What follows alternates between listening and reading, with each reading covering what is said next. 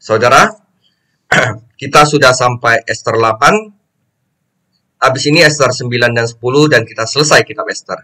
Jadi terakhir kitab Ester 7 menceritakan bahwa Haman telah disulahkan. Sekarang kita akan lanjut. Ester 8 ini saya akan beri judul Kabar Baik yang Membawa Sukacita. Oke, saya mulai. Ya, pendahuluan.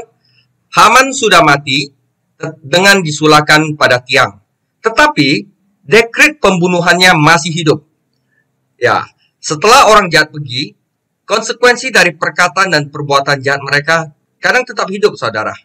Bahkan hari ini, orang-orang tidak bersalah menderita karena orang-orang bersalah yang terbaring di kuburan mereka. Kecuali ada campur tangan khusus mengenai dekret yang tidak dapat dicabut itu, dalam waktu 9 bulan, dekret itu akan membunuh orang Yahudi dan menghapus mereka dari muka bumi. Ada sekitar 15 juta orang Yahudi di antara perkiraan 100 juta orang di seluruh kekaisaran Persia. Umat Tuhan selalu minoritas, namun satu dengan Tuhan menjadi lebih dari mayoritas. Tuhan telah membawa Ester dan Mordekai ke kerajaan untuk saat seperti ini, dan mereka siap untuk bertindak. Maka dilanjutkanlah kisah setelah Haman mati. Oke? Ester 8 ayat 1 sampai 3. Pada hari itu juga Raja Ahasiweros mengaruniakan harta milik Haman, seluruh orang Yahudi, kepada Ester, sang ratu. Dan Mordekai masuk menghadap raja karena Ester telah memberitahukan apa pertalian Mordekai dengan dia. Maka raja mencabut cincin metra yang diambil daripada Haman, lalu diserahkannya kepada Mordekai, dan Mordekai diangkat oleh Ester menjadi kuasa atas harta milik Haman. Kemudian Ester berkata lagi kepada raja sambil sujud pada kakinya dan menangis memohon karunia-Nya, supaya dibatalkannya maksud jahat Haman, orang Agag itu, serta rancangan yang sudah dibuatnya terhadap orang Yahudi. Oke. Saudara, Mordekai diangkat menjadi Perdana Menteri di Kekaisaran Persia. Jadi, Perdana Menteri Yahudi di Kekaisaran Persia. Saudara, menurut sejarawan kuno, setiap kali seorang pengkhianat dieksekusi, maka tahta atau raja mengambil alih propertinya.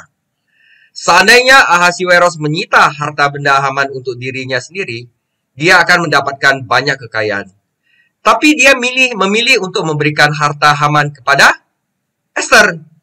Lebih dari sekedar kemurahan hati, pemberian ini mungkin merupakan cara raja untuk menebus keputusan bodohnya yang telah membuat Ester dan rakyatnya begitu menderita. Ada kemungkinan bahwa Ester kemudian membagikan sebagian dari kekayaan besar ini dengan orang-orang Yahudi, sehingga mereka dapat mempersiapkan diri untuk krisis yang akan datang. Okay? Ahasiweros tahu bahwa Ester dan Mordekai adalah orang Yahudi, tetapi sekarang dia mengetahui bahwa mereka juga sepupu. Ahasiweros dan Mordekai adalah saudara melalui pernikahan. Jadi ketika Haman digulingkan, raja mengambil kembali cincin kerajaannya, Ester 3 ayat 10, lambang otoritas tahta, Ester 8 ayat 8 dan 10, Ester 3 ayat 12, dan dia memberikan cincin itu kepada Mordekai, menjadikannya Perdana Menteri. Oke, jadi Kekaisaran Persia mempunyai Ratu Yahudi dan Perdana Menteri Yahudi di istana. Jadi orang-orang Yahudi di Kekaisaran Persia berada dalam posisi politik yang lebih baik daripada sebelumnya, saudara, ya. Jadi jubah baru Mordekai melambangkan otoritas. Jadi Ester menyerahkan pengelolaan tanah luas Haman ke tangan Mordekai, yang pertama kali menentang Haman dan menolak untuk sujud. Jika bukan karena keberanian Mordekai dan Ester, Haman akan tetap memegang kendali. Jadi kita belajar dari Mazmur 37 ayat 34 sampai 36. Nantikanlah Tuhan dan tetap ikutilah jalannya, maka ia akan mengangkat engkau untuk mewarisi negeri, dan engkau akan melihat orang-orang fasik dilenyapkan. Aku melihat seorang fasik yang gagah sombong, yang tumbuh mekar seperti pohon aras Libanon. Ketika aku lewat, lenyaplah ia. Aku mencarinya, tetapi tidak ditemui. Ya, ini persis banget seperti kisah Ester. Jadi raja memastikan bahwa Mordekai memiliki seragam yang layak untuk jabatannya, dan itu dijelaskan dalam Ester 8 ayat 15. Mordekai tidak lagi mengenakan jubah pejabat pinjaman, ya seperti dia diarak di keliling kota, tetapi jubah baru yang dipersiapkan khusus untuknya. Warna resmi kerajaan adalah ungu dan putih. Ini adalah lambang istana. Kita lihat Ester 1-6. Mahkota emas mungkin adalah sorban besar yang bersama dengan jubah putih dan ungu mengidentifikasi Mordekai sebagai orang penting dengan otoritas besar. Nah, jadi Ratu Ester dan Perdana Menteri Mordekai, ya. Segala sesuatu yang diperoleh Haman dari raja dengan liciknya diterima Mordekai sebagai hadiah, karena Mordekai adalah orang yang layak. Jadi di awal cerita ini, Ester dan Mordekai hampir tidak bisa diteladani dalam cara mereka mempraktekkan keyakinan religius mereka. Tetapi sekarang kita dapat kesan bahwa segala hal telah berubah. Keduanya telah menegaskan kewarganegaraan Yahudi mereka, dan keduanya merupakan sarana untuk memanggil seluruh orang Yahudi di kekaisaran untuk berdoa dan berpuasa. Di satu sisi, mereka mempelopori kebangkitan Yahudi dan menjadikan orang Yahudi lebih terhormat di kekaisaran Persia. Jadi, ini kita harus belajar juga, saudara. Tuhan tidak selalu memberikan akhir yang bahagia untuk cerita semua orang seperti ini. Saat ini, tidak semua orang Kristen yang setia dipromosikan dan diberikan penghargaan khusus. Beberapa dari mereka malah menderita karena pendirian mereka untuk Kristus. Tuhan tidak berjanji bahwa kita akan dipromosikan dan menjadi kaya. Tetapi Dia meyakinkan kita bahwa Dia mengendalikan semua keadaan dan bahwa Dia akan menulis akhir terakhir dari cerita kita. Jika Tuhan tidak mempromosikan kita di bumi ini, Dia pasti akan mempromosikan kita saat kita mencapai kemuliaan. Ya, kita hidup di dunia ini paling banter cuman 70 tahun. Tapi nanti kita hidup selama-lamanya. Mendingan kita dipromosikan di surga, saudara ya. Yang pasti Tuhan tidak akan berhutang. Ya, oke. Jadi Ester walaupun sudah mendapat harta begitu banyak, Mordekai walaupun sudah mendapatkan jabatan penting di menjadi perdana menteri di kekaisaran Persia, tetap mereka tidak mikirin diri sendiri. Ya, itu yang Tuhan mau dari kita ya. Ester bersyafaat lagi untuk keselamatan bangsanya. Jadi kekayaan, kemuliaan dan keamanan pribadi tidak akan pernah bisa memuaskan Ester selama bangsanya masih dalam bahaya. Baginya hal terpenting dalam hidup bukan kenyamanannya, tetapi keselamatan mereka, dan dia tidak bisa beristirahat sampai masalah itu diselesaikan. Berbeda seperti beberapa orang percaya hari ini yang mengabaikan kebutuhan dunia yang terhilang, sementara mereka mencari cara baru untuk menghabiskan waktu dan uang mereka untuk bersenang-senang. Mereka berpikir bahwa menghadiri gereja dan membawa persembahan seminggu sekali sudah memenuhi tanggung jawab Kristen mereka dan memberi mereka kebebasan untuk melakukan apapun yang mereka suka dengan sisa waktu dan uang mereka. Jadi kita membutuhkan waktu yang lebih banyak, ya. Orang seperti Ester yang bebannya untuk orang-orang terkutuk daripada hal lain dalam hidupnya. Jadi istilahnya kita sebagai orang Kristen bukan rutinitas, bukan ritual, tapi bagaimana hati kita, ya, yang hancur melihat banyak orang yang tidak diselamatkan, orang-orang yang belum menerima Yesus Kristus sebagai Tuhan. Itu yang lebih penting, saudara ya. Maka Ester 8 ayat 4-6, Ester langsung bersyafaat lagi dengan raja. Ya, maka raja mengeluarkan tongkat emas kepada Ester, lalu bangkitlah Ester dan berdiri di hadapan raja serta sembahnya.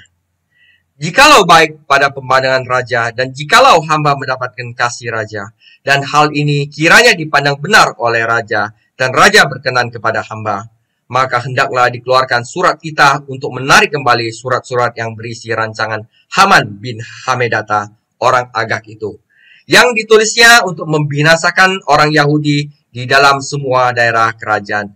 Karena bagaimana hamba dapat melihat malapetaka yang menimpa bangsa hamba, dan bagaimana hamba dapat melihat kebinasaan sanak saudara hamba? Oke. Nah, syafaat bagi bangsa Yahudi. Esther melakukan bukan untuk dirinya sendiri, tetapi untuk bangsa Yahudi di Kekaisaran Persia. Ya, Esther memang tidak bisa melakukan segalanya, tetapi dia bisa melakukan sesuatu. Dan apa yang bisa dia lakukan, dia lakukan.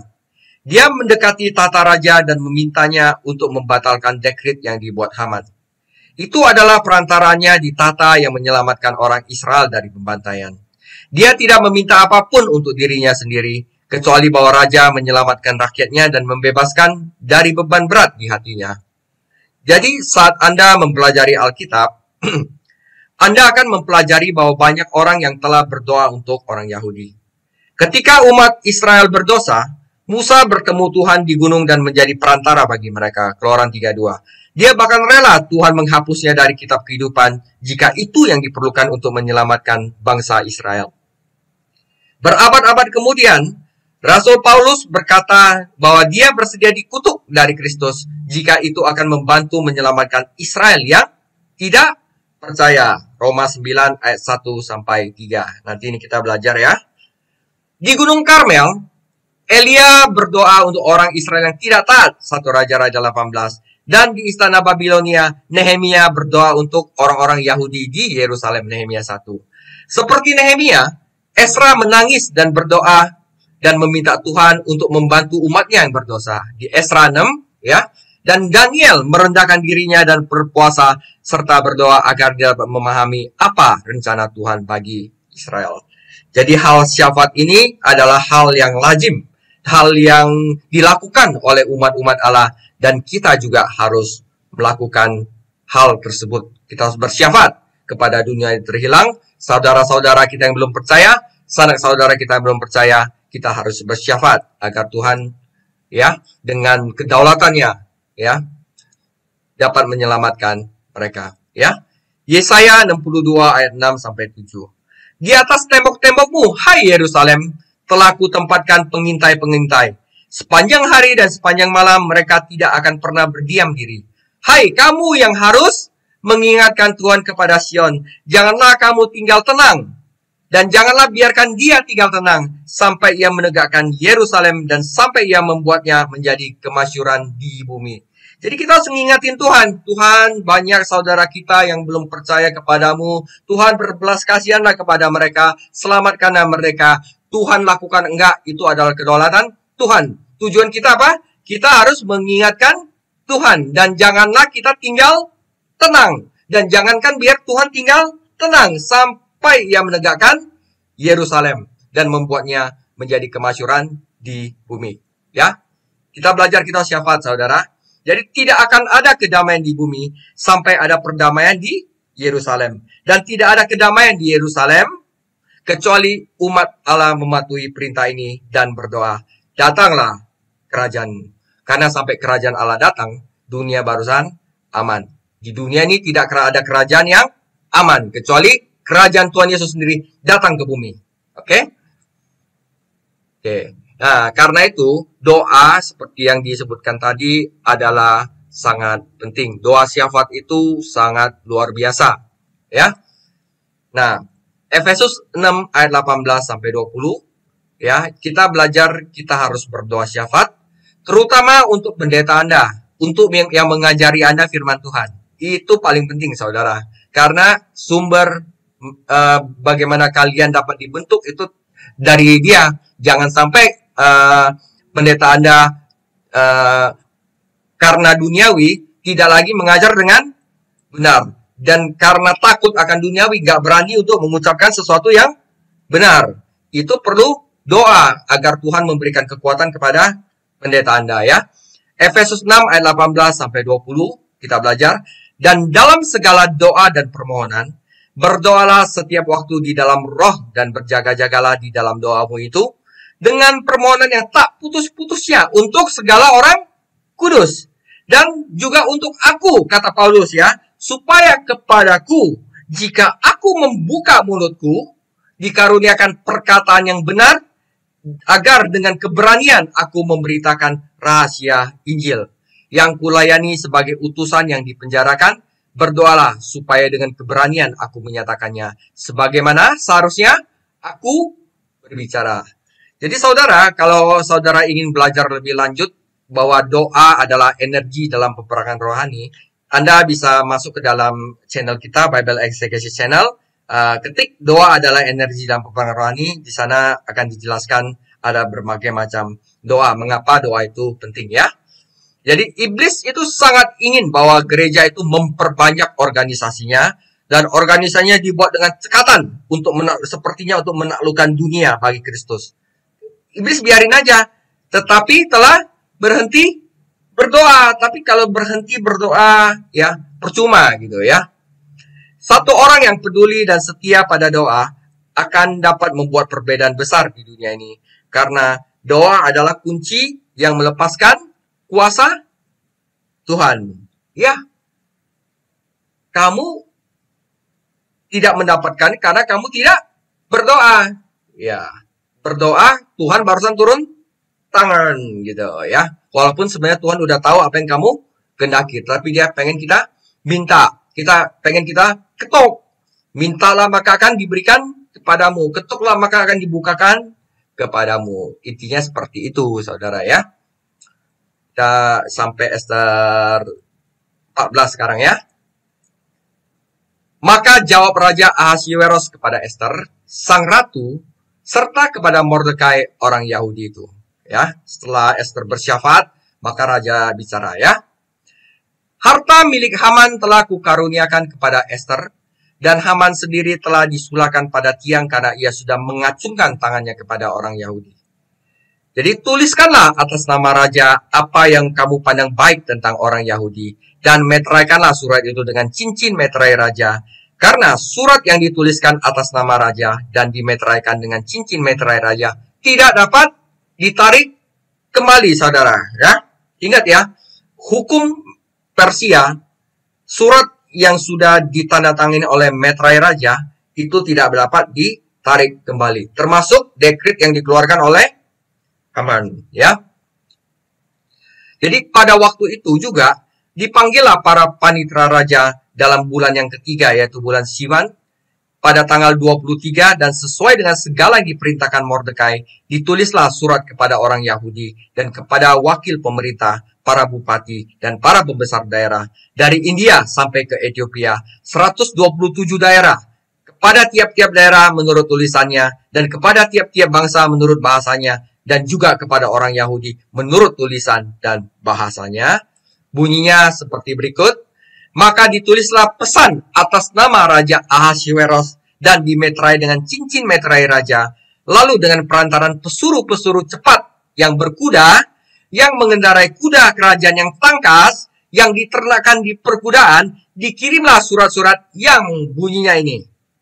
Raja mengizinkan orang Yahudi di tiap-tiap kota untuk berkumpul dan mempertahankan nyawanya, serta memunahkan, membunuh, membinasakan segala tentara, bahkan anak-anak dan perempuan-perempuan dari bangsa dan daerah yang hendak menyerang mereka, dan untuk merampas harta miliknya. Jadi dekret yang Haman itu, bahwa orang Persia itu boleh untuk membunuh orang Yahudi, nggak bisa dicabut. Raja akhirnya Mordekai bikin surat dibilang orang Yahudi bisa untuk mempertahankan dirinya dan berhak untuk mempertahankan dirinya bagi mereka yang menyerang mereka atau untuk merampas harta miliknya. Ya, pada hari yang sama di segala daerah Ahasuerus raja, pada tanggal 13 bulan yang ke-12, yakni bulan Adar, salinan pesan tertulis itu harus diundangkan di tiap-tiap daerah, lalu diumumkan kepada segala bangsa, dan orang Yahudi harus bersiap-siap untuk hari itu akan melaksanakan pembalasan kepada musuhnya. Maka dengan terburu-buru dan tergesa-gesa berangkatlah pesuruh-pesuruh cepat yang mengendarai kuda kerajaan yang tangkas itu atas titah raja, dan undang-undang itu dikeluarkan di dalam benteng Susan. Oke, jelas ya? Jadi solusi dari dekret yang tidak dapat dicabut. Masalah yang dihadapi Ester dan Mordekai adalah bahwa raja tidak dapat membatalkan dekret karena hukum Media dan Persia tidak dapat diubah. Di negara demokrasi modern, Badan legislatif dapat membalikan keputusan dan mencabut undang-undang. Dan maka konstitusional itu bahkan dapat menyatakan undang-undang itu tidak konstitusional. Tetapi tidaklah demikian halnya di Kekaisaran Persia kuno. Suara raja adalah hukum negara dan raja tidak dapat berbuat salah. Raja tidak dapat mencabut dekretnya secara hukum, tetapi dia dapat mengeluarkan dekret baru yang akan menguntungkan orang Yahudi. Keputusan baru itu akan membuat semua orang di Kekaisaran tahu bahwa raja ingin rakyatnya memiliki sikap yang berbeda terhadap orang Yahudi dan memandang baik kepada mereka. Seluruh rakyat di Kekaisaran Persia tidak perlu belajar hukum untuk menjelaskan dekret baru itu kepada mereka. Pesannya sangat jelas. Jangan sentuh orang Yahudi pada hari itu. Karena diberikan kebebasan untuk melawan, membunuh. Ya, oke. Ya, dekret baru kita belajar sejarah dikit. Menurut Ester 8 ayat 9, dekret baru ditulis pada tanggal 23 bulan ketiga Siwan ya, yang menurut kalender kita adalah 20 Juni tahun 474 sebelum Masehi. Ingat kalender Yahudi dimulai dengan bulan April. Keputusan pertama dikeluarkan pada 17 April 474 sebelum Masehi. Ester 3 ayat 12, jadi udah 3 bulan ya.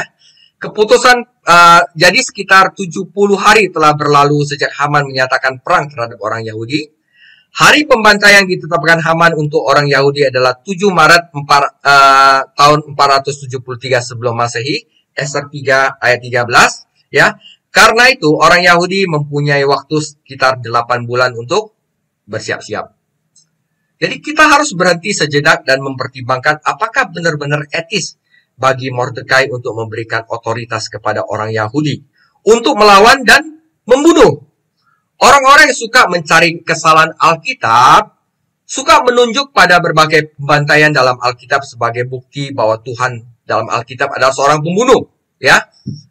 Bayangkan menyembah Tuhan yang memerintahkan pembantaian seluruh populasi. Ya, kita harus belajar ini juga. Kan banyak orang yang katakan, "Tuhan, kalian kok di Alkitab kan masa suruh Yosua atau suruh Saul untuk membunuh sampai akar-akarnya, ternaknya, sampai anak-anak, sampai wanita juga, jangan dikasih sisa tuh pun." Ya kan? Nah, kita harus belajar di sini, saudara ya. Kenapa begitu ya? Ya, pertama ya, kita harus penjelasan pembunuhan dalam dekret baru. Pertama, mari kita pertimbangkan dekret yang dikeluarkan Haman. Karena disitulah semua masalah dimulai. Jika memang jahat bagi Mordekai yang menyuruh orang Yahudi untuk membela diri, maka lebih jahat lagi jika Haman menyuruh orang Persia untuk menyerang orang Yahudi sebelumnya. Pembelaan diri bukanlah kejahatan, tetapi genosida, pemusnahan bangsa jelas merupakan kejahatan.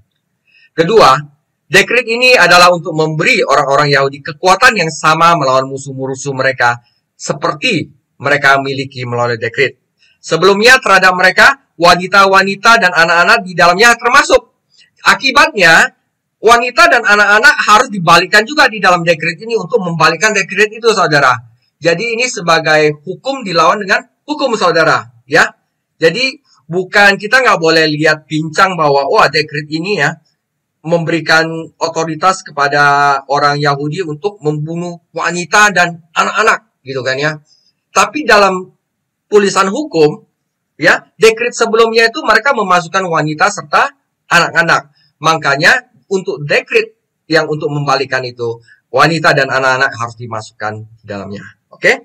Ketika dalam Ester 9 nanti, habis ini, Anda akan menemukan 3 fakta penting.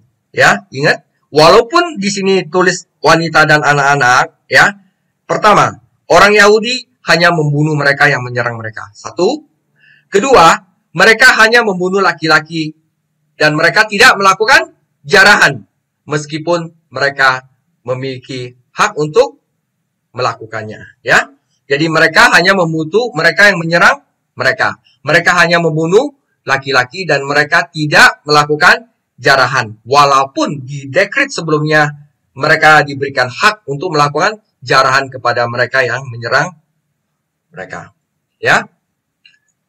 Jadi, saudara, walaupun sudah ada dekret raja untuk menentang dan memberikan kekuasaan kepada orang Yahudi melawan, ada gerakan anti Tuhan di Kekaisaran Persia. Istilahnya apa? Ada orang yang hatinya benar-benar nggak suka sama umat Tuhan. Yaitu orang-orang yang hatinya dipenuhi oleh iblis. Karena sejak awal iblis memang tidak suka dengan Tuhan. Jadi dia kalau ada kesempatan untuk membasmi umat Tuhan, dia akan lakukan. Dan walaupun sekarang raja udah memberikan dekret yang baru, tetap aja hati mereka itu yang tidak puas dan mereka ingin melawan umat Tuhan, ya. Jadi fakta bahwa orang Yahudi membunuh 800 orang di kota Susan saja, nanti Ester 9 ayat 6 dan 15, membuktikan bahwa ada banyak orang Persia yang menunggu kesempatan untuk menyerang umat Tuhan. Jadi diperkirakan mungkin ada 500 juta orang di ibu kota, ya. Jumlah total yang terbunuh adalah 75.000 dari populasi yang mungkin 100 juta orang. Tetapi fakta bahwa lebih dari 75.000 orang bersiap untuk membantai orang Yahudi yang tidak berdaya menunjukkan betapa banyak rakyat di Persia yang membenci umat Tuhan.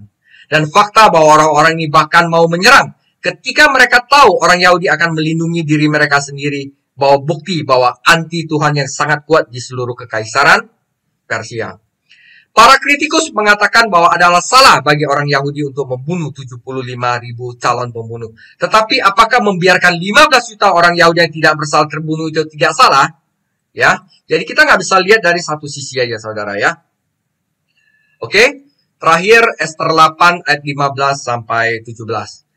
Dan Mordekai keluar dari hadapan raja dengan memakai pakaian kerajaan daripada kain ungu tua dan kain lenan, dengan memakai tajuk emas yang mengagumkan, serta jubah daripada kain lenan halus dan kain ungu muda. Maka kota Susan pun bertempik soraklah dan bersukaria. Orang Yahudi telah beroleh kelapangan hati dan sukacita, kegirangan dan kehormatan. Demikian juga di tiap-tiap daerah dan di tiap-tiap kota, di tempat manapun kita dan undang-undang raja telah sampai, ada sukacita dan kegirangan di antara orang Yahudi, dan perjamuan serta hari gembira. Dan lain banyak dari rakyat negeri itu masuk Yahudi, saudara, ya. Karena mereka ditimpa ketakutan kepada orang Yahudi. Oke? Ya. Fakta gerakan anti Tuhan di Kekaisaran Persia, ya.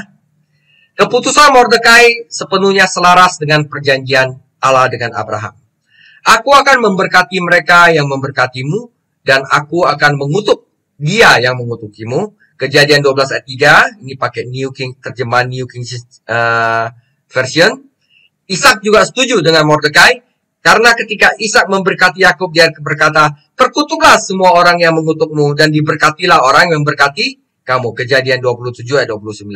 Selain itu, Tuhan berjanji kepada Musa, aku akan memusuhi musuhmu dan melawan lawanmu. Keluaran 23 ayat 22. Menulis dekret baru yang membebaskan dan menyampaikan kabar baik kepada orang-orang Yahudi adalah satu hal. Mordekai juga memperkerjakan sekretaris dan menerjemahkannya dan menyalin dekret tersebut, dan kemudian dia mengirim kurir untuk menyampaikan kabar baik kepada orang-orang di berbagai provinsi kekaisaran. Para kurir bergegas karena mereka ditekan oleh perintah raja. Ester 8 ayat 14, ya. Perhatikan ini, saudara. Para kurir bergegas karena mereka ditekan oleh perintah raja, ya. Nah, jadi di ayat terakhir ada satu frasa bahwa orang di negeri itu masuk menjadi Yahudi. Ini artinya begini, saudara.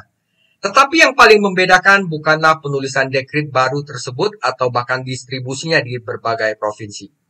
Hal yang membuat perbedaan adalah fakta bahwa orang Yahudi mempercayai dekret tersebut, mempercayai kabar baik tersebut. Keyakinan mereka pada kata-kata Mordekai lah yang mengubah hidup mereka. Mereka memiliki harapan, sukacita, dan kedamaian karena mereka percaya apa yang dikatakan Perdana Menteri Yahudi di Kekaisaran Persia itu.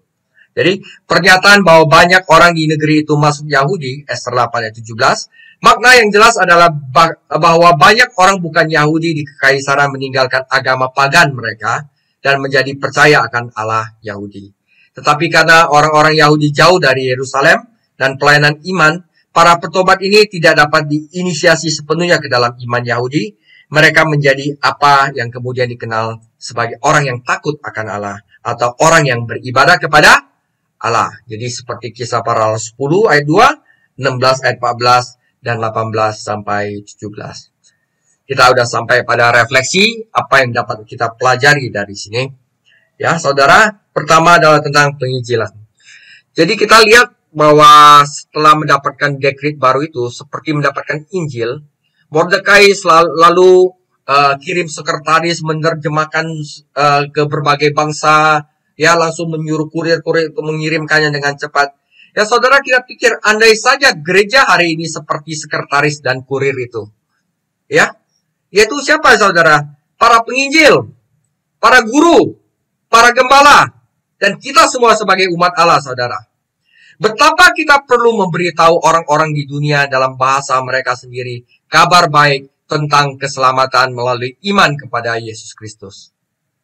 Ya, kurir telah ditekan oleh perintah raja. Sekarang sang raja telah memerintahkan kita, saudara, dan kita harus pergi. Kita harus memberitakan, kita harus mengajar, saudara. Kita harus mendukung tugas tersebut. Tetapi untuk beberapa alasan kita sering menunda dan berlama-lama. Jika sekelompok juru tulis dan pembawa pesan dekret dunia tanpa alat transportasi dan komunikasi modern dapat membawa dekret Mordekai ke seluruh kekaisaran, betapa lebih seharusnya pekerja Kristen kita sekarang dengan adanya internet, ya, medsos, ya, seharusnya kita harus dapat membawa Injil Kristus ke dunia yang terhilang. Oke, ini adalah suatu teguran buat kita, saudara, ya. Ini adalah tugas semua orang. Refleksi kedua adalah hukum Allah dan Injil. Hukum Taurat dan Injil. Perjanjian Lama dan Perjanjian Baru. Ya, sejak kejatuhan Adam, hukum dosa dan maut telah berlaku di dunia ini. Roma 8 ayat 2, Roma 5 ayat 12 sampai 21. Dan Allah tidak akan membatalkan hukum Taurat, tidak akan membatalkan hukum itu. Hukum membunuh, hukum memperkenalkan dosa.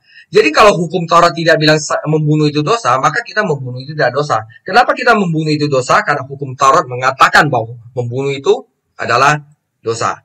Jadi setelah ada hukum itu, kita dibawa istilahnya dibawa kesalahan gitu ya. Upah dosa adalah maut, ya. Artinya hukum memberikan kematian. Jadi, tapi melalui kematian dan kebangkitan Yesus Kristus, Allah memberlakukan hukum baru, yaitu roh kehidupan di dalam Kristus Yesus. Roma 8 ayat 2. Jadi seperti dekret lama diganti dekret baru, ini juga menggambarkan hukum Allah dan Injil, ya. Allah yang maha adil dan maha kasih mematuhi hukum dosa dan maut ketika dia memberikan anaknya Yesus Kristus untuk menanggung dosa-dosa kita dan mati di kayu salib. Tetapi kemudian Tuhan membangkitkan dia dari kematian dan memberlakukan keputusan baru yang memungkinkan orang berdosa untuk diselamatkan. Sekarang dia ingin kita menyebarkan kabar baik itu ke setiap bahasa dan menyampaikan kabar baik itu ke setiap bangsa seperti yang dilakukan Mordekai. Oke? Penutup, saudara. Kitab Ester dibuka dengan orang-orang Yahudi yang menjaga profil yang sangat rendah. Sedemikian rupa, sehingga Ester dan Mordekai bahkan tidak menaati hukum Musa dan tidak mau mengakui kebangsaan Yahudi mereka. Tetapi sekarang orang Yahudi bangga dengan kebanggaan mereka dan sangat bersyukur dengan apa yang Tuhan yang telah lakukan, sehingga mereka menarik orang lain untuk percaya. Bahkan orang bukan Yahudi dapat melihat bahwa Tuhan memelihara umatnya dengan cara yang luar biasa. Jadi saudara, jika Anda tidak memiliki sukacita dalam kehidupan kekristenan Anda, ada kebocoran dalam kekristenan Anda di suatu tempat. Jika orang percaya Kristen hari ini lebih memanifestasikan sukacita Tuhan, mungkin mereka yang di luar iman akan tertarik ke gereja dan bersedia untuk mempertimbangkan pesan Injil, saudara. Jadi pesannya adalah demikian. Ya, dan yang paling penting kita lihat bahwa orang-orang Yahudi di Kekaisaran Persia percaya kepada Mordekai. Dan sekarang kita juga paling penting adalah kita percaya kepada Injil, saudara. Oke? Demikian sharing saya di Ester 8. Kita tinggal satu lagi, Ester 9 dan 10. Bagaimana eksekusi, bagaimana pertahanan orang Yahudi terhadap orang-orang Persia yang menyerang mereka. Ya. Dan setelah itu selesai, mereka menetapkan suatu hari raya yang disebut Hari Raya Purim. Nah, dan akhirnya itu akan menjadi akhir dari kitab Ester. Ya, demikian Ester 8. Tuhan Yesus memberkati.